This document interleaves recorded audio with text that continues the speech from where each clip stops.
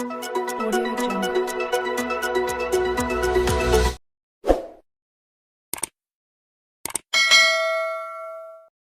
Pesara kerajaan bimbang bayaran pencen diterima kembali ke paras sebelum 2013 mulai Januari depan selepas mahkamah mengisytiharkan kenaikan tahunan sebanyak 2% diterima sejak 2012 sebagai tidak berperlembagaan. Susulan keputusan Mahkamah Persekutuan pada 28 Jun, kerajaan mengumumkan pembayaran pencen ketika ini termasuk kenaikan diterima sejak 10 tahun lalu akan terus dibayar hingga akhir tahun ini dalam bentuk pembayaran insentif khas kepada pesara. Presiden Pejasma, Azim Muda, menghargai usaha kerajaan kerana terus membayar jumlah pencen sedia ada walaupun mahkamah mengisytiharkan pindaan pada Akta Pencen 1980 yang memperkenalkan kenaikan tersebut sebagai tidak berperlembagaan. Beliau berkata, kita bertuah kerana peruntukan itu kenaikan tahunan dimasukkan dalam belanjawan tahun ini. Oleh itu, untuk pesara terus mendapatkan jumlah pencen yang sama, ia harus dimasukkan dalam belanjawan 2024 yang kini sedang disediakan. Beliau berkata, semakan gaji penjawat awam mungkin mengambil masa lebih daripada setahun untuk diselesaikan, dan pesara akan terjejas jika pembayaran insentif khas tidak diteruskan semasa proses itu berlangsung.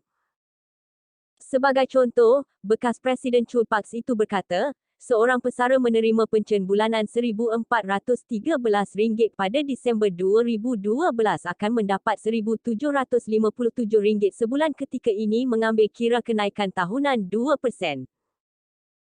Beliau berkata, perbezaan adalah RM344 yang kini diklasifikasikan sebagai pembayaran insentif khas.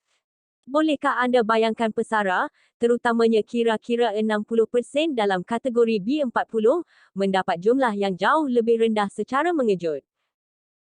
Azim menyeru Perdana Menteri Anwar Ibrahim memberikan jaminan kerajaan akan terus dengan pembayaran khas sehingga skim gaji baharu bagi penjawat awam dan pencen diselaraskan.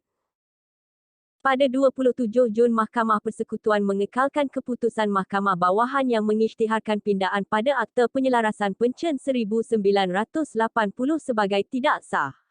Pindaan itu memperkenalkan skim baru yang menaikkan pembayaran pencen kepada penjawat awam pada kadar tetap sebanyak 2% setahun.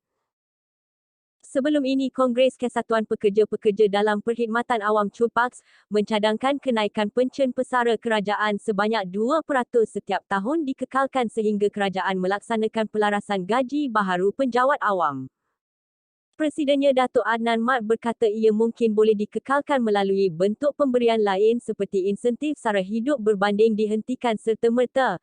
Tidak wajar setiap kemudahan yang dinikmati oleh pesara ditarik semula tanpa digantikan dengan suatu kemudahan yang lebih baik. Dalam hal ini, Adnan berkata Chul Parks memohon kerajaan agar tidak menuntut atau mengambil semula pembayaran kenaikan 2% itu yang telah dibuat sejak 2013 kerana telah dinikmati oleh pesara dan jumlah itu tidaklah terlalu besar untuk mereka yang kebanyakannya tergolong dalam kumpulan M40 dan B40.